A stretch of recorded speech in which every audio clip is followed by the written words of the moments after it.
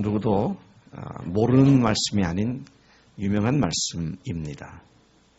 아마도 인류 역사상 가장 많은 사람에게 가장 강한 영향력을 끼친 성경 구절이 있다면 바로 이 구절일 것입니다. 그래서 저도 믿음의 어머니 덕분에 유치원 가기 전에 이 구절을 암송을 했고, 오늘도 이 말씀은 제 삶을 붙잡아주는 놀라운 하나님의 약속의 말씀이기도 합니다. 요한복음 3장 16절. 저는 몇 차례, 그것도 한 번이 아닙니다. 올림픽 대회를 할 때 특별히 100m나 200m나 이렇게 출발선상에 있는 선수들을 TV 카메라로 잡았을 때,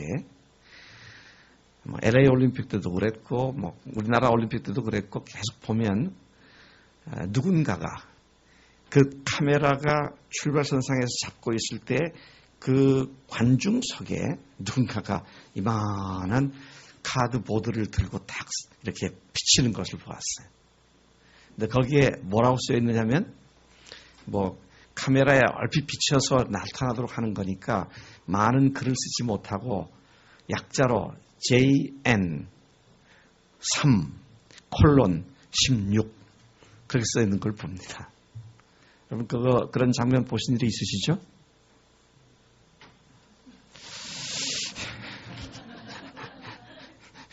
별로 눈여겨보시지 않은 건 저는 몇 차례 그걸 보았어요.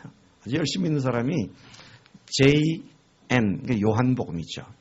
John 3장 16절 그래서 들고 있는 걸 지나가던 카메라가 걸리게 딱 잡았을 때 비칠 수 있도록 하기 위해서.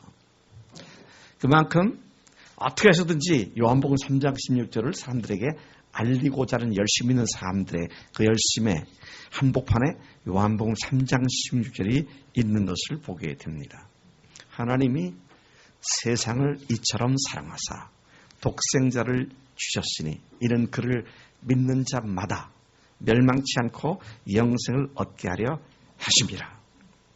사실 성경 말씀을 많이 모르더라도요, 성경 말씀에 대한 해박한 지식이 없다 할지라도 이 구절의 의미만 제대로 이해하고 믿는다면 성경 전체를 붙잡은 줄로 믿습니다. 그 구절이 성경 전체를 압축하고 있고요, 성경 전체가 쓰여진 목적을 한 구절로 잘 소개해주고 있는 구절이기 때문에 2000년 기독 역사 가운데 수많은 그리스도인들이 요한복음 3장 16절을 애송했고, 요한복음 3장 16절을 통해서 예수님을 소개하는 그런 일을 해왔던 것을 보게 됩니다. 한 구절을 보면, 한 구절을 믿으면 성경 전체가 꿰뚫어진다고요? 그게 가능합니까? 네, 성령님께서 성경 전체가 바로 이 구절에 압축되어 있기 때문에 압축된 내용을 알게 하시면 성경 전체가 꿰뚫어지는 줄로 믿습니다. 그것이 성령께서 하시는 일이고요. 그렇기 때문에 예수님께서도 하신 말씀이 먼저 된 자가 나중되고 나중된 자가 먼저 된다. 그런 말씀도 하신 것으로 이해가 됩니다. 오늘 이 말씀을 우리가 다시 한번 재조명하는 가운데 이 구절이 왜 그토록 중요한 것이며 왜 이 구절이 우리에게 사랑받을 수밖에 없는 구절인가를 재음미해 보면서 우리가 이 구절을 핵심을 이해해서 성경을 꿰뚫는 출발점이 다시 되기를 축복합니다. 이 구절이 첫 번째로 얘기한 것이 뭡니까? 하나님이 세상을 이처럼 사랑하셨다 그랬습니다. 그런데 문제는 우리를 사랑하신 그분이 누구시냐 하는 겁니다. 우리를 사랑하시는 하나님이 누구시냐를 알면 우리는 황공스러워서 몸둘 바를 모를 만큼 감사하지 않을 수가 없게 되는 거죠. 나를 사랑하는 사람이 누구신가 하는 거예요. 제가 목요일부터 토요일까지 한마음교회 수양에 참석을 했다가 금요일 날 오후 시간에 말씀을 1시간 반 전했습니다. 토요일 아침에 거기 워낙 많은 사람들이 왔기 때문에 10시에 시작하는데 8시 반부터 사람들이 들어가서 앉아서 기다려요. 1시간 반을 기다립니다. 근데 제 앞에 앉아있는 어떤 분이 저를 보고 목사님 어제 은혜를 많이 받았습니다. 그러면서 하는 말이 목사님과 같은 세계적인 목사님의 그 자리에서 강의를 듣고 직접 뵙고 이렇게 얘기할 수 있다는 이것은 어마어마한 제 생의 광령입니다. 그러더라고요. 그래서 제가 속으로 광령은 무슨 제가 그런 존재가 못 되는데 너무 과대 포장됐구나. 근데 그러면서 앞으로 생각하는 거예요. 나는 이 사람과 똑같이 실수도 많고 연약함도 있고 넘어짐도 있고 때로는 주님 앞에서 참 바로 서지 못해서 괴로워하는 것도 있는데 똑같은 인간인데 나를 갖다가 이렇게 얘기를 한다면 나를 사랑하시는 하나님은 조금도 부족함이 없고 모자람이 없고 이 온 우주 만물을 창조하신 창조주 하나님이 나를 사랑하신다는 이 사실은 이걸 어떻게 내가 감당할 수 있을까? 그런 나 자신과 하나님을 대조시켜 보면서 그 하나님이 나에게 얼마나 어마어마한 하나님인가 하는 것을 생각하는 시간을 갖지 않을 수가 없었습니다. 우리를 사랑하시는 하나님이 누구시라고요? 창조주 하나님이십니다. 하나님은 자기 자신을 소개하시는 데 있어서 우물쭈물하지 않으십니다. 당신이 누구신지를 우리에게 알리시는 데 있어서 처음부터 명쾌하게 선언하십니다. 창세기 1장 1절에 태초에 하나님이 천지를 창조하시니라.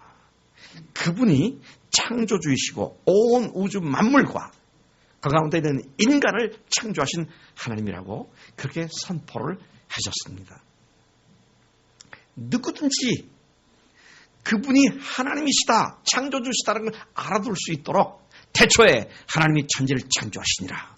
그렇게 선포를 하시면서 시작을 하신 것입니다. 우리는 이 하나님의 첫 말씀을 믿음으로 받아들이면 하나님은 나의 전부가 되는 것이고요. 이 첫 말씀을 받아들이지 않으면 하나님은 나에게 전부가 되는 것입니다. 오늘 우리 신앙이 하나님이 나의 전부이신가? 아니면 나의 전무이신가? 이것을 깊이 생각해 보지 않을 수가 없습니다. 전부라는 말은 무슨 말입니까? 그분이 창조주시니까. 그 창조주께서 나를 사랑하시니까. 내 삶을 마땅히 그분을 위해서 살고 그분이 나의 주님이 되시는 것이기 때문에.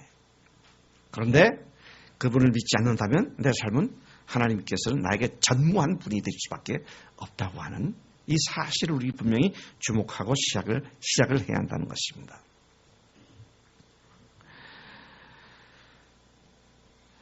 그래서 하나님께서는 처음부터요. 아예 처음부터 말씀하시기를 뭐라고 했습니까? 네 마음을 다하고 목숨을 다하고 힘을 다하여 주 너희 하나님을 사랑을 하셨으니 이것이 크고 첫째 되는 계명이다. 그렇게 말씀하신 것입니다. 신명기 6장 4절부터 9절까지도 너의 하나님은 오직 한 분이시니 그분만을 섬기고 그분만을 사랑하라. 내 목숨과 뜻과 정성을 다하여 주 너의 하나님을 사랑하라. 이것이 신명기에서 말씀하신 그 말씀인데 예수님께서 아까 마태복음 20장에서 제가 먼저 소개했던 그 말씀을 인용해가면서 하나님을 사랑하되 전심을 다하여 전 존재를 다해 사랑하라. 이것이 크고 첫째 되는 계명이다. 그렇게 말씀을 하신 것입니다. 하나님이 우주 만물의 창조주이실 뿐만 아니라 인간을 창조하신 분이시며 나를 창조하신 분이 맞다면 나의 삶은 그분의 창조 목적을 중심으로 이루어져야 할 것은 두말할 여지가 없다는 것입니다.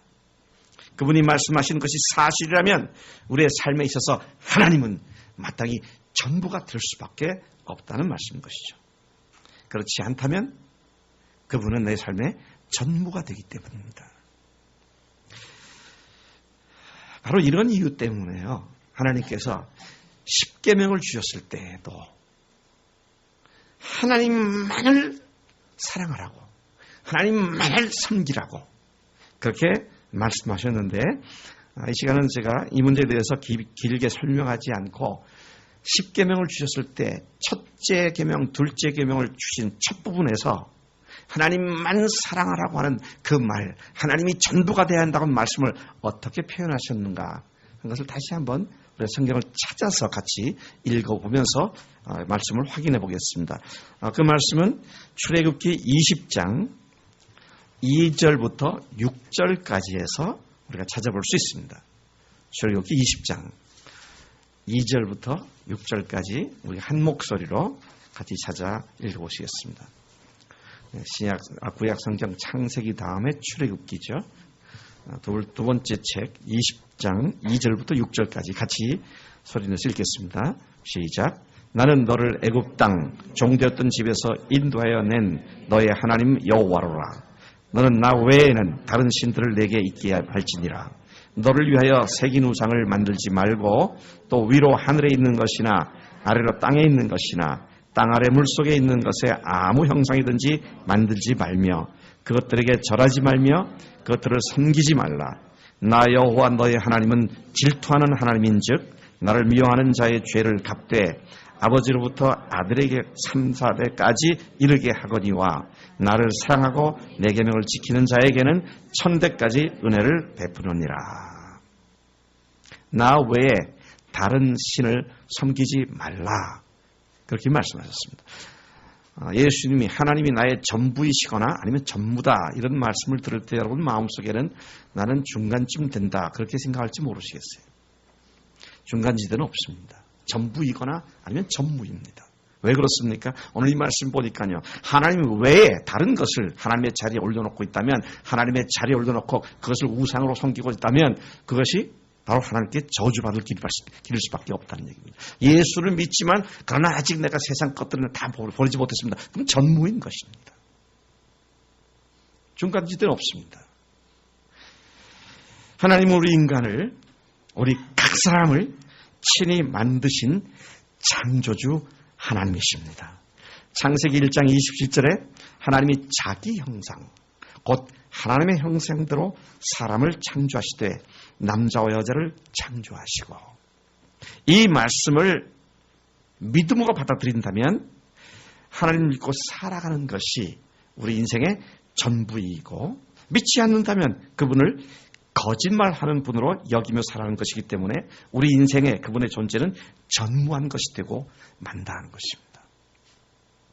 하나님은 당신이 우리를 만드셨다 그러는데 나는 거기에 대하여 글쎄요 잘 모르겠는데요 믿어지지 않는데요 그렇다면 그건 전무가 하나님이 그에게는 전무가 되고 만 것이죠.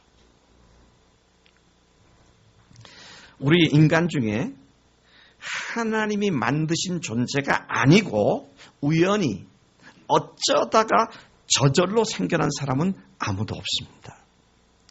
저는 우리 인간의 인체를 생각하면 너무도 신비해요. 그리고 하나님이 각 개인, each individual, 개개인을 디자인하시고 고안하시고 만드신 것을 수없이 여러 가지로 확인할 수 있습니다.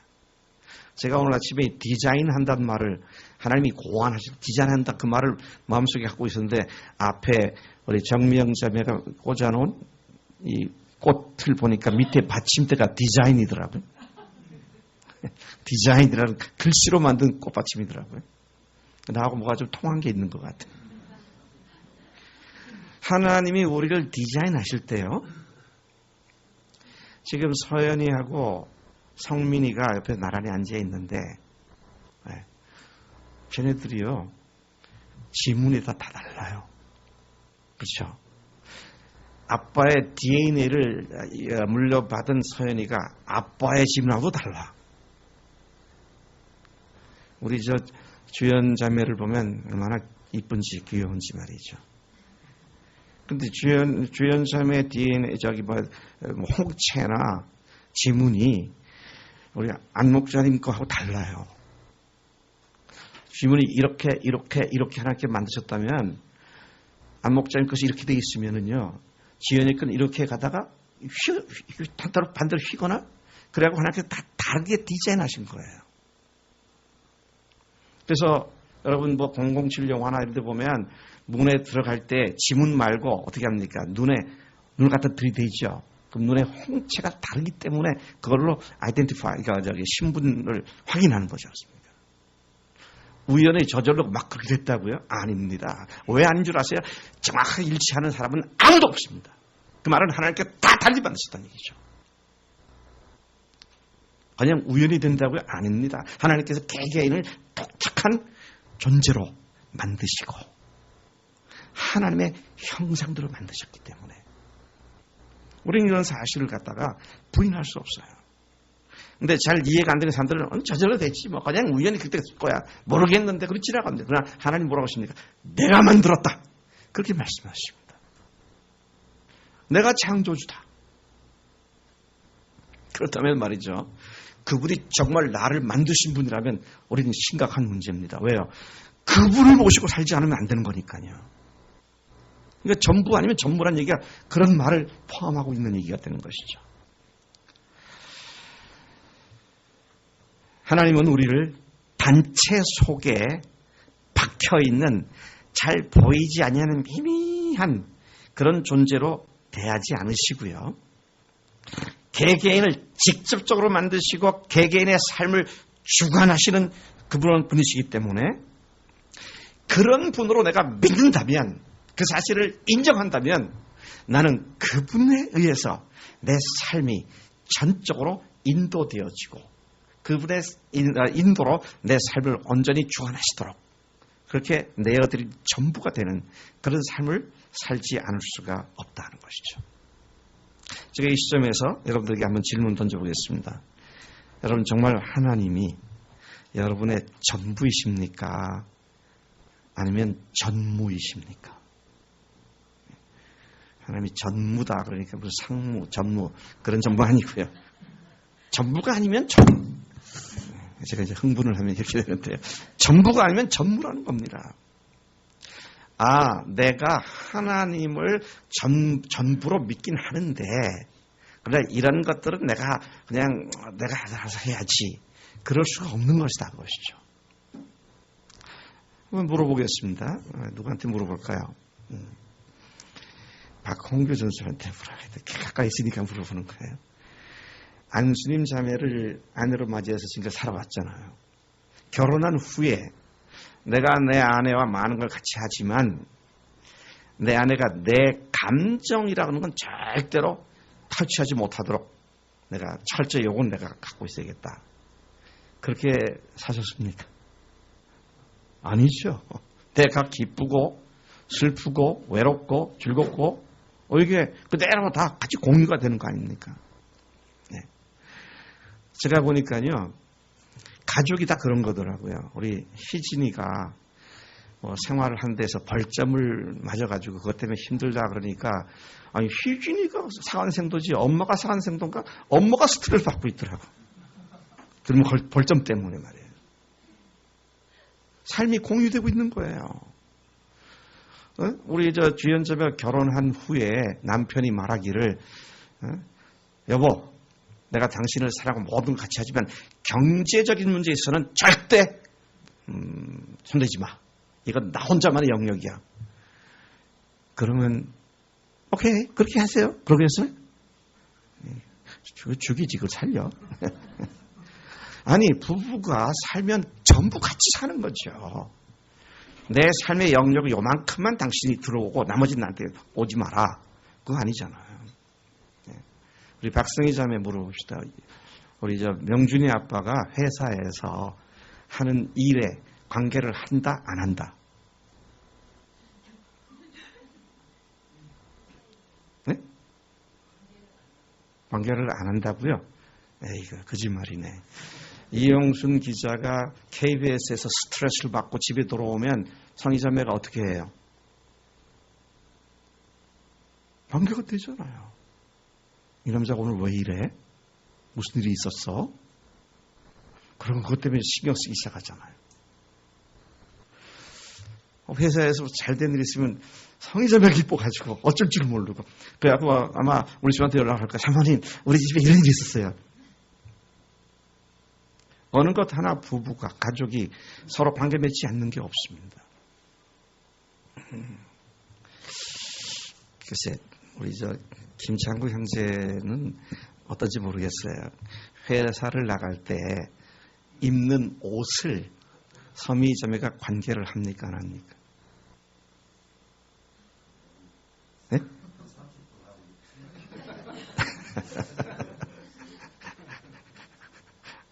예. 뭐 무슨 옷을 입든지 당신 의상 생활은 나 맡기지 않는다가 아니라 아니 여보 그게 색깔이 안 맞잖아.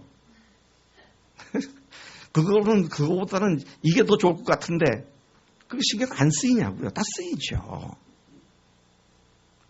자, 제가 부부 관계로서의 관계를 얘기하고 있는데요. 전부라고 하는 말은 내 삶의 모든 영역에 그분이 주인이 되셨다는 말씀이잖아요. 근데요, 뭐 거창한 거 말고요, 뭐 성경 지식이 많지 않아도요, 그분이 하나님이시고 그분이 창조주시다. 그분이 나를 사랑하신 분이시다.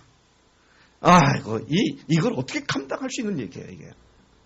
이게 얼마나 가슴 떨리는 얘기입니까? 근데 그분이 그런 분이시던 것을 믿음으로 받아들였다면 우리는 그분이 나의 전부가 되지 않을 수가 없다는 것입니다. 그 하나님이 나를 그렇게 사랑하고 계신다는 것이죠.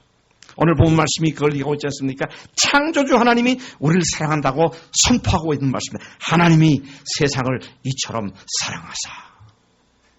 이 한마디 첫 번째 나오는 이 문구만 해도 우리는 가슴 벅차서 가슴 떨려서 어찌할 바를 모르는 이런 선포를 하고 계시는 말씀이라는 것이죠. 하나님은 자신이 창조하신 세상을 너무도 사랑하신다고 말씀하셨습니다. 여기에서 세상이라고 표현된 단어는 온 우주 만물을 포함시키기도 하겠지만 그러나 뒤에 보니까요. 여기서 말하는 세상이란 하나님의 창조 형상대로 지음받은 사람들을 말합니다. 이는 저를 믿는 자마다 멸망치 않고 영생을 얻게 하심이라 한 걸 보니까 막연한 돌, 풀, 고양이, 개 이런 모든 만물이 아니고요. 그 속에 하나님의 형상대로 지음받은 인간을 사랑하신다는 말씀을 그렇게 표현하고 있더라고요.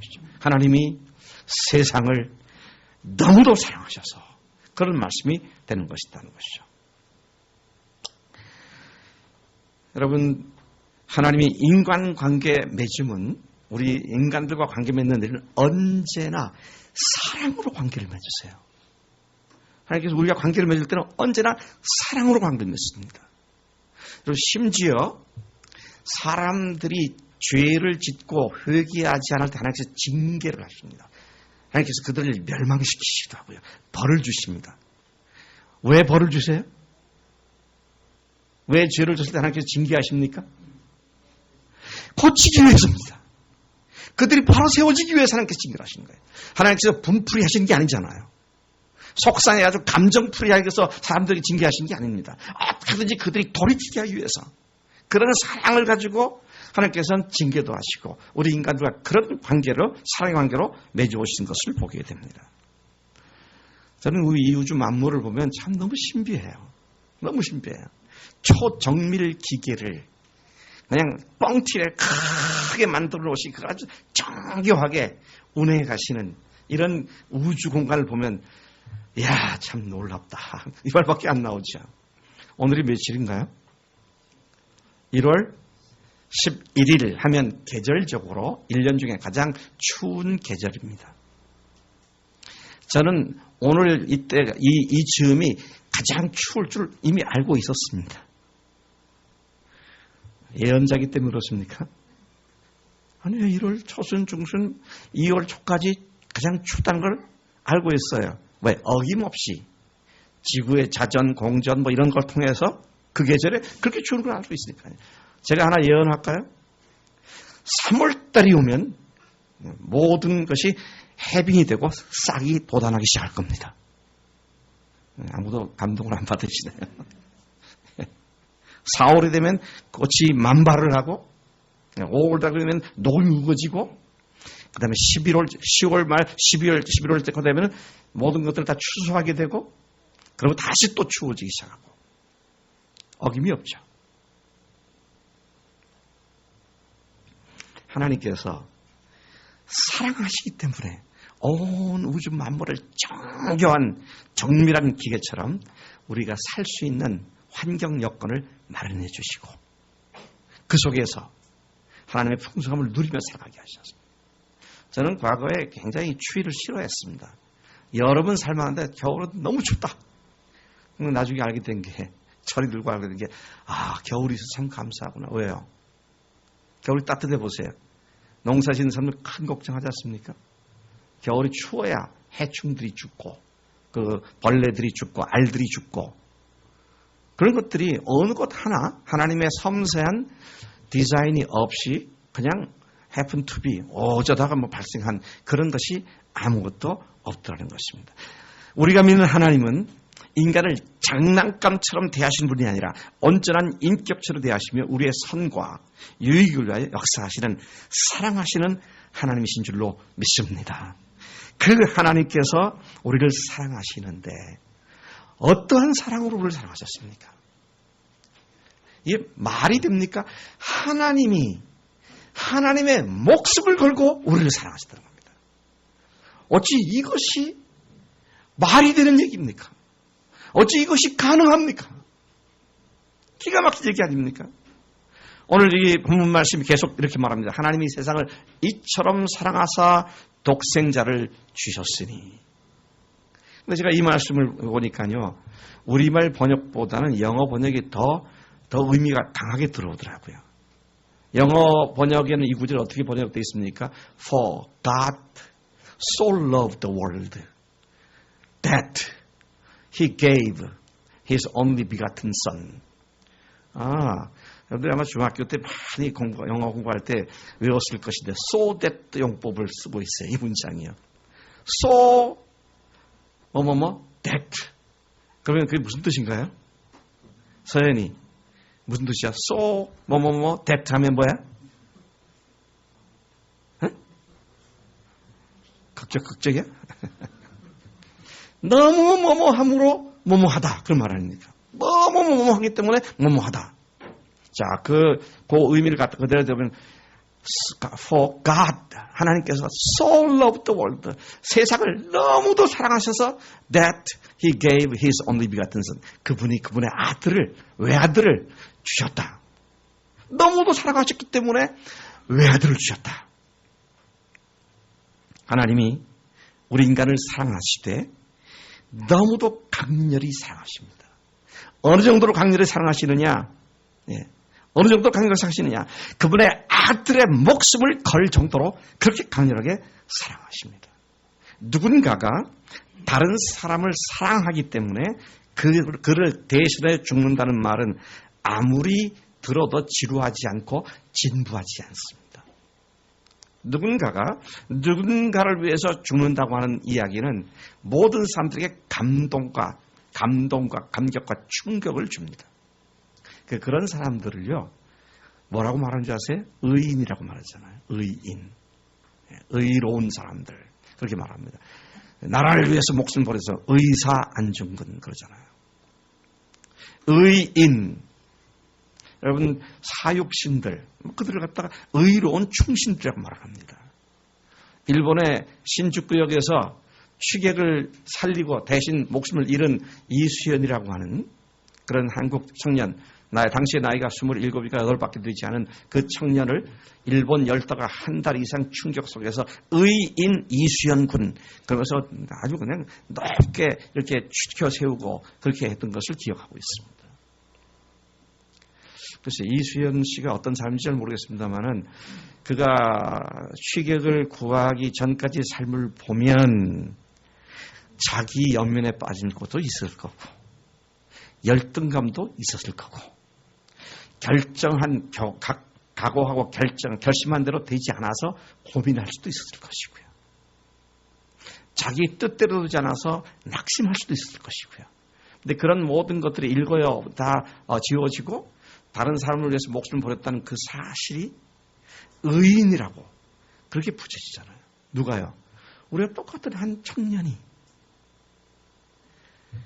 근데 하물며 창조주 하나님께서 우리를 위해 죽으셨다.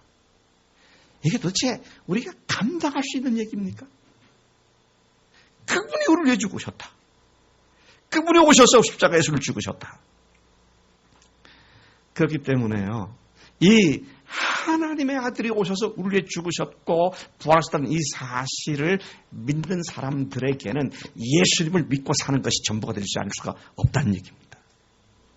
제가 오늘 성경 말씀에 보면 설교 제목을 이걸 할까 저걸 할까 망설였던 부분이 그겁니다.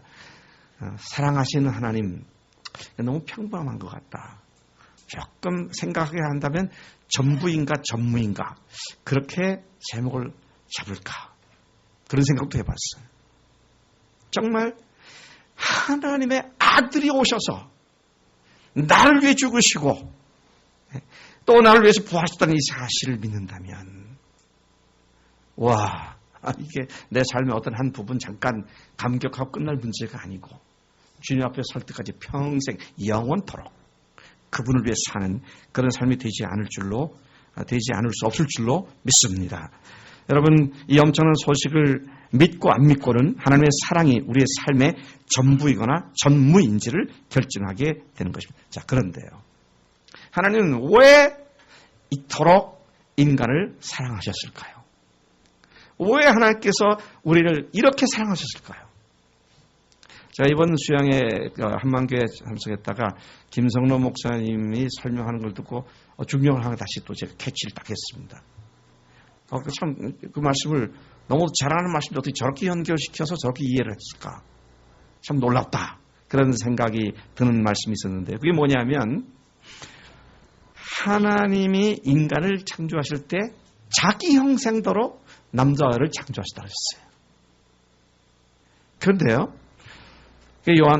창세기 1장 27절 말씀인데 창세기 5장 3절에 보면 아담이 가인과 아벨의 그 살인극으로 끝난 뒤에 하나님께서 셋을 낳게 하셨습니다.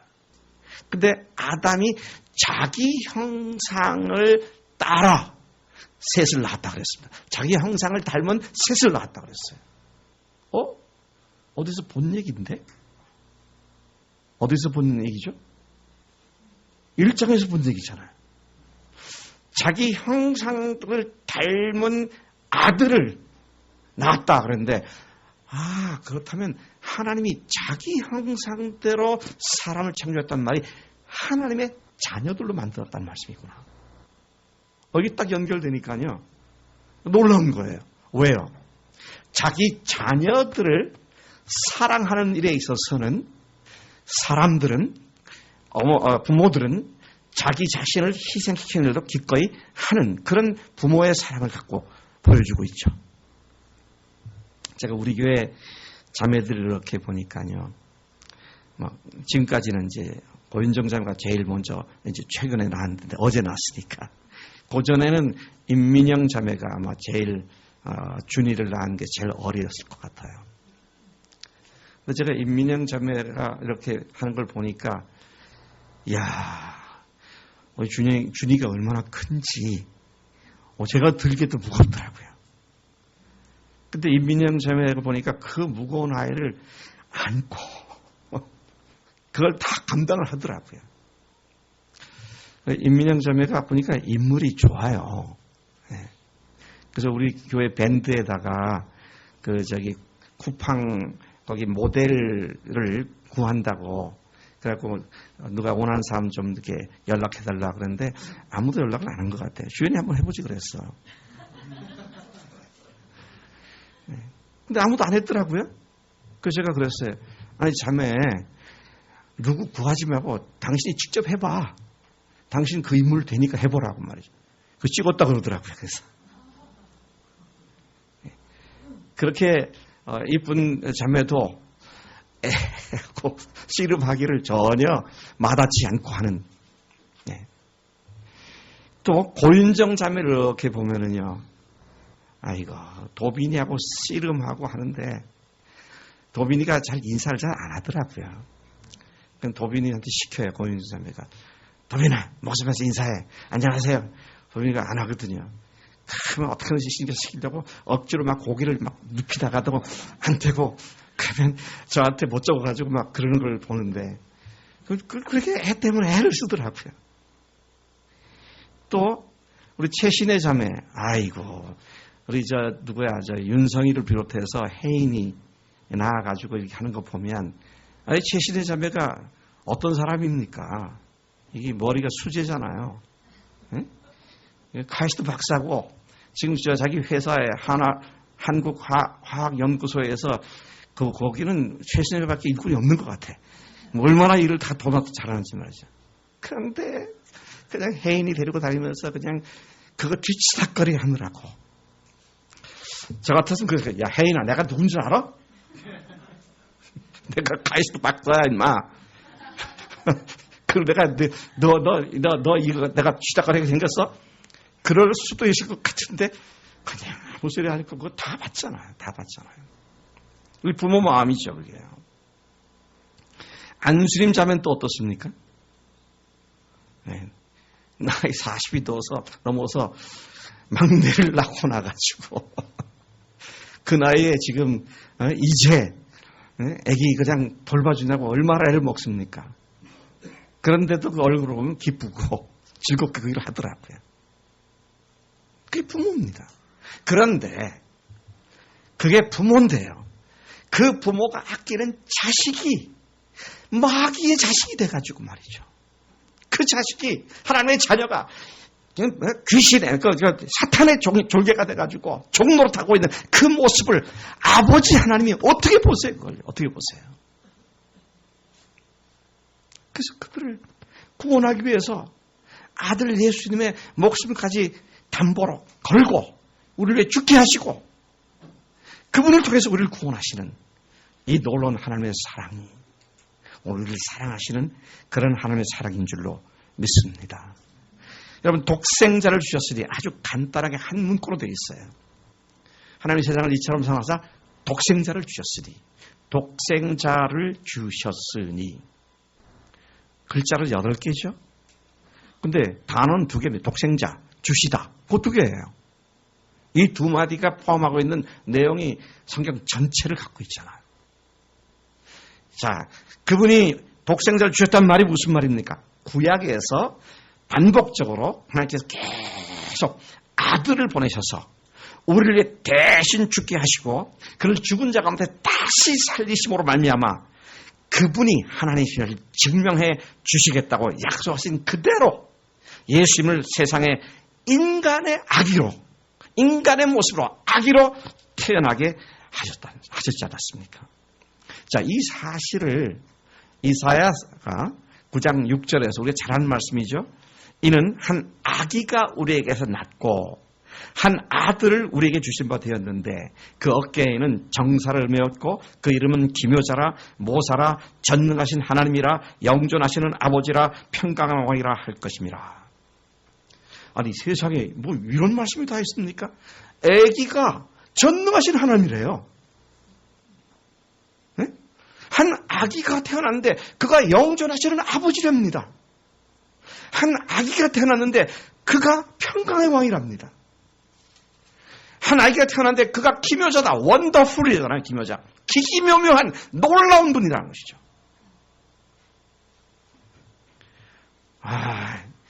아기로 오신 예수님이 누구라고요? 전능하신 하나님이시고 영존하신 아버지시고 이거 사람의 아기로 태어난 인물을 하나님이라고 말할 수 있다고 하면 이건 있을 수 없는 얘기죠. 불가능한 얘기입니다. 그런데 하나님께서 그분을 보내셨고 그분이 아기로 오셔서 성경에서 예언한 그대로 십자가에서 대신 죽으심을 당하시고 성경에서 예언한 그대로 사흘 만에 다시 살아나셔서 그가 정말로 단순한 인간이 아니라 하나님이신 것을 명백히 증명해 주시기 바랍니다. 이제는 그분이 하나님이라는 사실, 하나님으로서 우리를 죽으신다는 사실을 믿을 수 있는 확실한 증거를 주신 줄로 믿습니다. 이 하나님을 믿는다면, 이 예수님이 그런 분이라는 것을 믿는다면 우리의 삶이 어떻게 하나님께 전부를 드리지 않을 수 있겠어요? 가슴이 떨리고 살이 떨리고 내 존재가 주님 앞에 떨릴 수밖에 없는 이 어마어마한 하나님의 임재하심이 십자가와 부활로 증명되어진 이 살아계신 하나님. 그 하나님을 하나님께서 우리에게 주셨다고 말씀하신 것이죠. 여러분, 오늘 읽은 요한복음 3장 16절, 이 구절이 어떤 말씀 뒤에 나온지 아세요? 14절, 15절을 보면은요, 모세가 광야에서 뱀을 든 것 같이 인자도 들려야 할 것이다 그랬습니다. 여러분 아시죠? 광야에 모세가 노뱀을 들었잖아요. 예? 불뱀의 독사에 물려 죽어가는 사람들을 살리기 위하여 하나님께서 노뱀을 만들어서 장대에 높이 매달아라. 그걸 쳐다보면 살 것이다. 쳐다보지 않으면 죽을 것이다. 근데 그렇게 만들어서 높이 들으니까 사람들이 쳐다본 사람은 다 살았습니다. 쳐다보지 않은 사람은 다 죽었어요. 참 이상한 얘기입니다. 쳐다보는 거, 그건 고개 하나 드는 겁니다. 근데 사람들이 얼마나 완악한지요. 고개 한번 들면 되는데 이거 안 들겠다고 이러고 있어서, 그래서 하나님께서 그들에게 별명을 붙이셨어요. 이스라엘 백성들에게. 뭐라고 부르셨죠? 목에 기부스한 백성들이다. 목이 곧은 백성들이다. 이게 이스라엘 얘기가 아닙니다. 이게 오늘 사람들의 얘기예요. 예수님을 십자가에 높이 달려 돌아가시게 하고 또 뿐만 아니라 부활까지 하셨으니까 그분을 하나님이시구나, 주님이시구나 라고 쳐다보고 믿으면 구원받는데, 그래서 이는 저를 믿는 자마다 멸망치 않고 영생을 얻겠다고 말씀하셨는데, 그거 안 믿겠다고 계속 목에다가 무거운 깁스를 해가지고 안 쳐다보는, 바로 이게 그의 삶을 전무로 만들게 되는.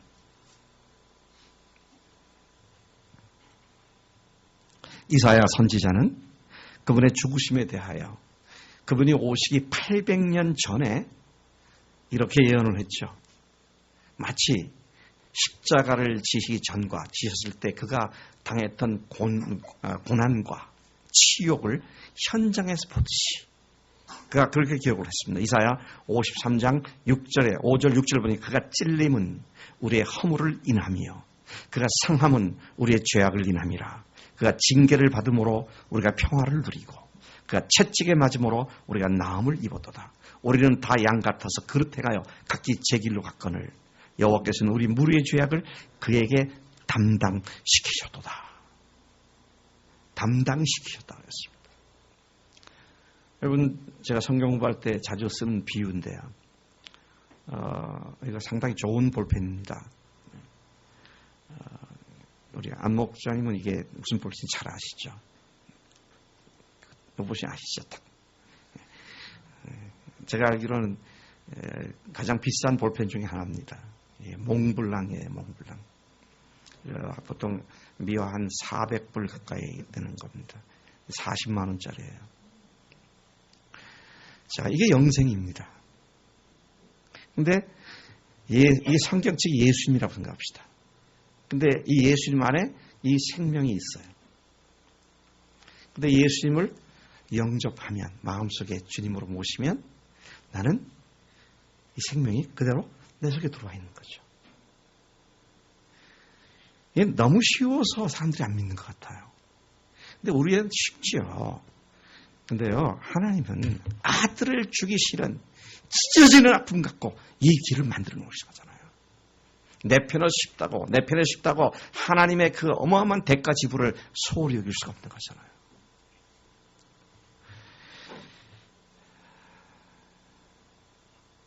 그분의 죽으심은 단순히 십자가에서의 죽으심만이 아니었습니다. 무슨 뜻인가요? 이제는 여러분들이 알아차리실 것 같은데요. 십자가에서 죽으심만이 아니었습니다. 히브리서 기자를 통해서 우리가 알게 된 것은 그분의 죽으심이 십자가에 흘린 보혈로 끝난 것이 아니라 뭐예요? 그 보혈이 하늘 성소에 들어가서 영원한 제물로 바쳐지는 그 보혈이었다는 것이죠. 그래서 단번에 모든 죄를 영원히 다 사해 주신 줄로 믿습니다. 그 사실에 대하여 히브리서 9장에서 이렇게 말하죠. 그리스도께서 장래 좋은 일에 대제사장으로 오사 손으로 짓지 아니한 곳 아니한 곧 이 창조에 속하지 아니한 더 크고 온전한 장막으로 말미암아 염소와 송아지 피로 아니하고 오직 자기 피로 영원한 속죄를 이루사 단번에 성소에 들어가셨느니라. 예수님은 우리를 위해 십자가에서 죽으실 뿐 아니라 성경대로 부활하심으로써 그분이 하나님이심을 명백히 증명해 주셨습니다. 부활은 모든 사람들에게 믿을 만한 증거로 주신 하나님의 증거였습니다. 여러분 아마 이 즈음에는 우리가 이 구절을 여러 번 반복을 했기 때문에 우리 교회는 웬만한 교인들은 암송을 할 거라고 생각되는데요. 부활하신 것을 모든 사람들에게 믿을 만한 증거로 주셨다는 말씀이 사도행전 17장 30절 31절이잖아요. 암송할 수 있는 분들 한번 암송해 보시고 제가 암송을 하겠습니다. 같이 한번 해보겠습니다. 알지 못하던 시대에는 하나님께서 허물치 아니하셨거니와 이제는 어디든지 사람을 다 명하사 회개하라 하셨으니 이는 정하신 사람으로 하여금 천하를 공의로 심판하는 날을 작정하시고 이에 저를 죽은 자 가운데서 다시 살리신 것으로 모든 사람들에게 믿을 만한 증거를 주셨느니라. 아멘. 저를 죽은 자 가운데서 다시 살리신 것으로 모든 사람들에게 믿을 만한 증거를 주셨다 그랬습니다. 그렇습니다. 부활은 모든 사람들이 믿을 수 있는 증거입니다. 우리가 언젠가 그 동영상을 봤습니다마는 오후에 봤죠. 전응아, 지체 부자유자가 아니라 이 정신 박야가들을 가르치는 특수학교 교사의 일을 하는 한 자매가 어느 날 말씀을 읽다가 말씀을 듣다가 모든 사람들에게 믿을 만한 증거다. 그래서 김 목사님이 전응아들도 믿을 수 있게 해준 게 부활이다. 그래서 그 얘기를 듣고 내가 가르치는 아이들은 지능지수가 워낙 떨어지기 때문에 이들에게 예수님의 복음을 얘기할 생각조차 안 했는데 내가 잘못했구나. 그래서 그때부터 아이들에게 예수님이 부활하셨다고 복음을 가르치려 했는데 여러분 기억하세요? 그 중에 태어나갖고 말 한마디도 못했던 아이가 집에 가갖고 어느 날 갑자기 부모 앞에서 예수님이 부활하셨어요. 그 아버지가 그 얘기를 듣고는 뭐라 그러냐면 야 그런 얘기는 하지 마. 그러니까 부인이 듣다가 엄마가 듣다가 아니 여보 지금 얘가 말을 했지 않느냐고 말이죠. 그 얘기를 들으면서 참 제가 참 아픈 마음이 있어요. 인간은 자기 아이가 난생 처음 말을 했는데 그것보다 예수 믿는 예수에 대한 얘기 듣고 싶지 않은 얘기 마음이 더 큰 것 같아. 저희가 그 마음에 하나님 두기를 싫어하네. 그렇게 성경이 말씀하고 있는 게 그대로 적용되고 있는 것을 보게 됩니다. 로마서 1장 4절에서는 뭐라고 말합니까? 성결의 영으로는 하나님께서 성결의 죽은 자 가운데서 부활하여 능력으로 하나님의 아들로 인정되셨으며 곧 우리 주 예수 그리스도시니라. 그렇게 말씀을 하고 계시는 것이죠. 이제 하나님께서는 우리를 사랑하셨고 사랑하셨기에 우리가 감당할 수 없는 어마어마한 행위로 우리를 사랑하시는 행위를 해주셨습니다. 그래서 예수님께서 말씀하시기를 이는 그를 믿는 자마다 멸망치 않고 영생을 얻게 하려 하심이라. 그 사랑의 행위를 해주신 하나님께서는 예수님을 믿음으로 받아들인 자들을 멸망하지 않고 영원히 지옥불로 가지 않고 영원한 생명과 예수님과 함께 하는 삶, 천국까지 이어지는 생명을 얻게 된다고 약속해 주신 것입니다. 여러분, 더 이상 자기가 주인된 삶을 살지 않고 예수님을, 부활하신 예수님을 자신의 주인으로, 하나님으로 믿고 영접하는 믿음의 반응을 하나님은 지금 우리에게서 기대하고 기다리고 계신다는 사실을 보게 됩니다. 여러분, 오늘 우리는 하나님이 우리를 사랑하시는 사실을 들었습니다. 근데 그 하나님은 창조주 하나님이라는 이야기를 들었어요. 창조주 하나님이 우리를 사랑하신다. 우리는 이 말 한마디에도 충격에 휩싸이기에 충분한 그런 이야기입니다. 그분이 이 세상에 오셨다고 말씀하실 때 그 말 한마디만 해도 우리는 몸둘 바를 모르겠어요. 하나님이 세상에 오셨다는 사실만 해도 말이죠. 그런데 그분이 우리를 위해서 오셔서 대신 십자가에서 하나님께서 우리를 위해서 피를 흘리시는 그런 희생을 하셨다. 여러분, 이게 정말 진지하게 믿음으로 받아들여졌다면 어찌 그분이 나의 전부가 아닐 수 있겠습니까? 어찌 그분을 구원해주는 분으로만 모시고 나머지 내 마음대로 살겠다고 그렇게 살 수가 있겠냐고요. 뿐만 아니라 그분이 우리를 위해서 죽으실 뿐만 아니라 그것도 성경이 약속한 대로 사흘 만에 다시 살아나심으로 말미암아 하나님의 힘이 명백히 증명되었고 이것을 믿을 수 있는 증거로 주시다는 이 사실 앞에 우리가 무슨 다른 말로 변명하며 무슨 다른 말로 이 엄청난 사랑을 갖다가 무시할 수 있겠냐고요. 여러분, 아들을 대신 죽게 하시면서 우리에게 구원의 생명을 주셨는데 그 아들이 죽으시고 부활해서 하나님께서 지금까지 해주셨는데도 불구하고 그 아들을 멸시하고 그 아들을 무시하는 것이 얼마나 무서운 죄인 줄 아세요?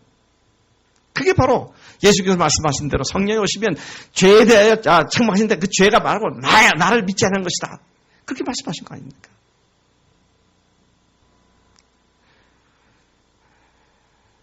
우리 중에 누가 내 자식이 누구를 위해서 대신 죽었는데 그 얘기를 듣고도 그 당사자는 빈정거리고 비웃고 웃고 농담이라고 그러고 그러면 아들이 희생되어진 그 부모의 입장에서는 얼마나 맹렬한 분노가 생길 수 있겠냐는 거죠.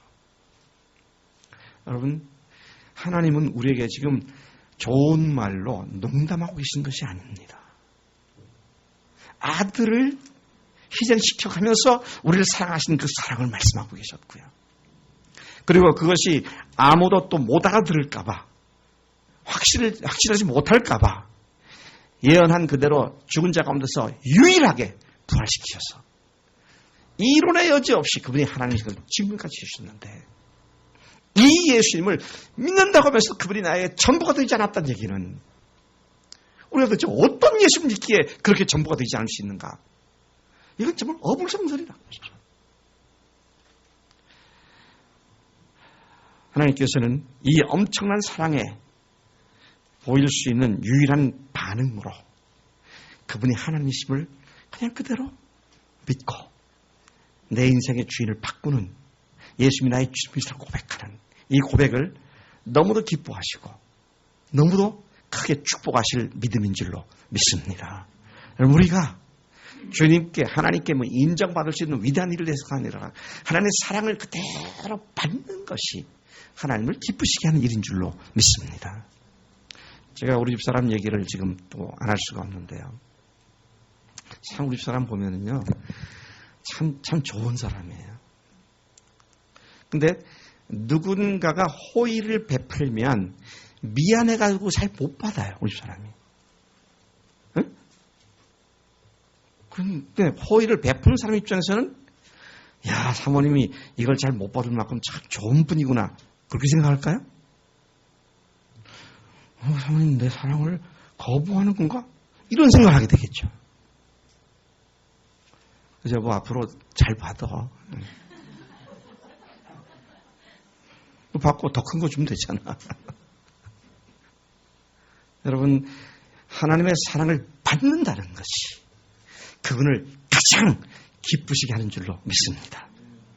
그런 사랑으로 사랑하신 하나님이 내 하나님이고 내 주님이 되셨기에 우리는 두려울 것이 없고 모든 것을 가진 자로서의 당당함 갖고 살아가게 된 너는 축복의 주인공들이 다 된 줄로 믿습니다.